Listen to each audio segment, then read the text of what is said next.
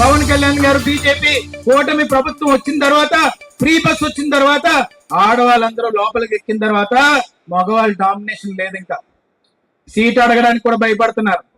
కొన్ని వీడియోలు చూసాను, కొట్టేస్తున్నారు అంటున్నారు. కొన్ని వీడియోలు చూసినప్పుడు లెగిసి బయటకు వెళ్ళి అంటున్నారు. ఇంకేం చేయలేము. రేపు రానున్న రోజుల్లో 33% రాజకీయ రిజర్వేషన్ కాని వచ్చాక ఎంత ప్రగతిలోని ఈ సమాజం ముందుకెళ్తుందో ఆడవాళ్ళ ద్వారా అనేది మన కళ్ళతో చూస్తామని చెప్పి ఈ సందర్భంగా సవినీయంగా మనం చేసుకుంటున్నాను. ఆ రిజర్వేషన్ బిల్లు కూడా రానున్న రోజుల్లో పార్లమెంట్ లోకి వస్తే ఇక్కడ పుట్టిన మీ విజయ్గా నాకు ఓటేసే హక్కు ఈ రోజు రాజ్యసభ సభ్యుడిగా వచ్చిందని చెప్పి ఈ సందర్భంగా సవినీయంగా మనం చేసుకుంటున్నాను. ఈ రోజు మనం చూడొచ్చు, ఒకటే మీకు చెప్పాలి, తెలుగుదేశం పార్టీ భవిష్యత్తు బాగుంది, కార్యకర్తలు బాగుంది. ఈ రోజు విజయ్ గారు రేపు సభ్యులు అయ్యారు అంటున్నారు. నేను ఒకటే చెప్తున్నాను, రానున్న రోజుల్లో ఎట్టి పరిస్థితుల్లో చెప్తున్నాను, నా తమ్ముడు రాజేష్ కానీ నేను కానీ ఎవరన్నా కానీ మీ అందరికీ సేవ చేయడానికి ఉంటామని తప్ప మీరు ఏం చెప్తే ఆర్డర్ ఇస్తే ఎట్టి పరిస్థితుల్లో చేస్తాం. ఎందుకంటే ఈ గడ్డే మాకు గౌరవం ఇచ్చిందని చెప్పి ఈ సందర్భంగా సవనీయంగా మనం చేసుకుంటున్నాను. నేను ఒకటే చెప్పదలుచుకున్నాను, అలాగే నారా లోకేష్ గారు, నారా చంద్రబాబు నాయుడు గారు తనయుడు నారా లోకేష్ గారే ఈ రోజు తెలుగుదేశం పార్టీ భవిష్యత్తు, తెలుగుదేశం పార్టీ జెండాని భుజస్కంధాల మీద మోసుకొని ముందుకెళ్ళి కార్యకర్తకి కష్టం ఉంది అంటే, అన్నా నాకు ఈ కష్టం ఉంది అంటే నిలబడి ఏకైక దమ్మున్న నాయకుడు నారా లోకేష్ గారు అని చెప్పి సందర్భంగా చెప్పదలుచుకున్నాను.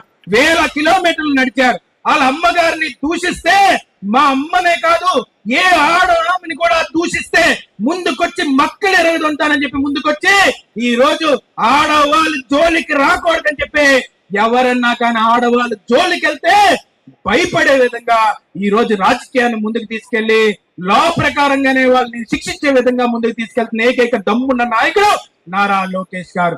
కార్యకర్తలకి భవిష్యత్తు నారా లోకేష్ గారు, తెలుగుదేశం పార్టీకి భవిష్యత్తు నారా లోకేష్ గారు, ఈ రాష్ట్ర ప్రగతికి ముందుకు తీసుకెళ్ళడానికి తప్పున్న ఏమై రానున్న రోజుల్లో యువకుడు నారా లోకేష్ గారు అని చెప్పి మనస్ఫూర్తిగా నేను ఈ సందర్భంగా చెప్పదలుచుకున్నాను. ఎందుకంటే ఒకటే అన్నారు, విజయ్ ఎంత కష్టపడ్డాడు, నేను మాట ఇస్తున్నాను, విజయ్ గౌరవిస్తానని చెప్పి ఈ రోజు నారా చంద్రబాబు నాయుడు గారు, నారా లోకేష్ గారు, ఆ కుటుంబం కూడా ఈ గడ్డకింత గౌరవాన్ని ఇచ్చిందంటే వాళ్ళకి ఆ జన్మాంతో రుణపడి ఉంటామని చెప్పి ఈ సందర్భంగా సవినీయంగా మనం చేసుకుంటున్నాను. అలాగే తెలుగుదేశం పార్టీ జెండాకి ఏ మాత్రం కూడా కించిత్ గౌరవం తగ్గే పని ఏ మాత్రం మేము చెయ్యం. ఏ మాత్రం కూడా అయ్యన్న పాత్ర గారి పేరుని తగ్గించే పని 1% కూడా మేము చెయ్యం. కార్యకర్తలు ఎప్పుడొస్తే అప్పుడు ఇంట్లో గౌరవం ఇచ్చి ముందుకు తీసుకెళ్లే కుటుంబం మాదని చెప్పి ఈ సందర్భంగా చెప్పదలుచుకుంటూ నా తల్లి పద్మావతి గారికి, అయ్యన్న పాత్ర గారికి ఆ జన్మాంతో రుణపడి ఉంటానని చెప్పి ఈ సందర్భంగా సవినీయంగా మనం చేసుకుంటున్నాను. ఈ రోజు చూడొచ్చు, బుక్ ప్రచురించడం జరిగింది. రేపు 2 ఏళ్ళు అయిన సందర్భంగా మీ ప్రతి ఇంటికి కూడా ఈ బుక్ రావడం జరుగుతుంది, ఈ పేపర్ రావడం జరుగుతుంది. ఒక్కసారి చూడండి, ఒకటే గుండెల మీద చేసుకొని నమ్మి ఒకసారి ఆలోచించండి. ముందు ఎప్పుడన్నా ఎవరన్నా పార్టీ గెలిచినప్పుడు, ఎవరన్నా ఎమ్మెల్యే గెలిచినప్పుడు నేను పని చేశానని చెప్పి ఇలా ప్రచురించి నేను ఇన్ని కోట్లు ఈ 2 ఏళ్ళలో తీసుకొచ్చానని చెప్పి ఎవరన్నా దమ్మున నాయకుడు ముందుకొచ్చాడా అనేది ఒకసారి ఆలోచించాలి. ఈ రోజు అభివృద్ధి ఒక్కదానికే 2 ఏళ్ళలోని మనం చూస్తే ఈ రోజు 532 కోట్లు తీసుకొచ్చిన దమ్మున్న నాయకుడు అయ్యన్న పాత్ర గారు. ఎక్కడ చూసినా సీసీ రోడ్లు గాని, తార్ రోడ్లు గాని, మన తాండవా నుంచి నాతవరంకి ఇప్పుడు మళ్ళీ ఆ రోడ్డు కూడా వేస్తున్నారు. ఏదన్నాది 532 కోట్ల అభివృద్ధికి తీసుకొచ్చారు. సంక్షేమం గురించి మాట్లాడట్లేదు, పెన్షన్ల గురించి మాట్లాడట్లేదు. ఇంక సంక్షేమం గురించి మాట్లాడితే 568 కోట్లు అంటే సుమారుగా 1100 కోట్ల పైన తీసుకొచ్చిన దమ్మున్న నాయకుడు అయ్యన్న పాత్ర గారు. అది కూడా 2 ఏళ్ళు అని చెప్పి ఈ సందర్భంగా చెప్పదలుచుకున్నాను. సుమారుగా 1896 పనులు చేశారండి. 1, 2 కాదు, 1896 పనులు. అందుకే ఈ రోజు చెప్తున్నాను, రానున్న రోజుల్లో కూటమి ప్రభుత్వంలో ఏదన్నా న్యాయం జరుగుతుంది మహిళల కంటే అది తెలుగుదేశం పార్టీ, జనసేన, బీజేపీ కలిస్తేనే జరుగుతుందని చెప్పి ఈ సందర్భంగా మీ అందరికీ సవినీయంగా మనం చేసుకుంటూ, ఇంత మధ్యాహ్నం వేళ మీ అందరూ వచ్చారు, ఇంత ఓపికగా ఉన్నారు. నేను ఎక్కువ మాట్లాడదలుచుకోలేదు. నేను ఒకటే చెప్పదలుచుకుంది ఏంటంటే, ఇక్కడ స్కూల్కి వెళ్ళినప్పుడు కొంతమంది తాతలు వచ్చి స్కూల్ పిల్లల గురించి ఆలోచించారు. కొంతమంది వచ్చి స్కూల్ పిల్లలు బాగుండాలి, ఇవాళ ఎస్ఐ గారు కూడా, డిఎస్పీ గారు వీళ్ళందరూ వచ్చి పోలీస్ డిపార్ట్మెంట్ వాళ్ళు కూడా ఎస్ఐ గారు డిఎస్పీ గారు అందరూ కలిసి ఆ స్కూల్ పిల్లలు బాగుండాలని చెప్పి వాళ్ళకి యూనిఫామ్ చేస్తున్నారు. ఇలాంటి శుభ సూచకాలు ఇంత మంచి ప్రభుత్వం ఎప్పుడన్నా మనం చూసేవాళ్ళని చెప్తున్నాం.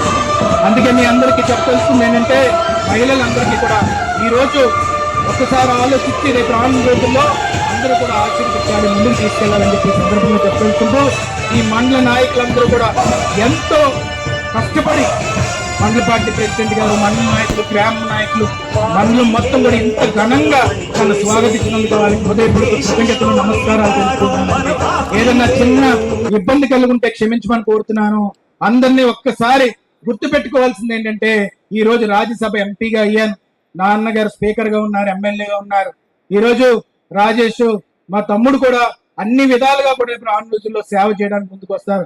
అన్ని విధాలుగా కుటుంబ సభ్యులందరినీ కూడా పద్మావతి గారు కూడా కన్నీరు పెట్టారు.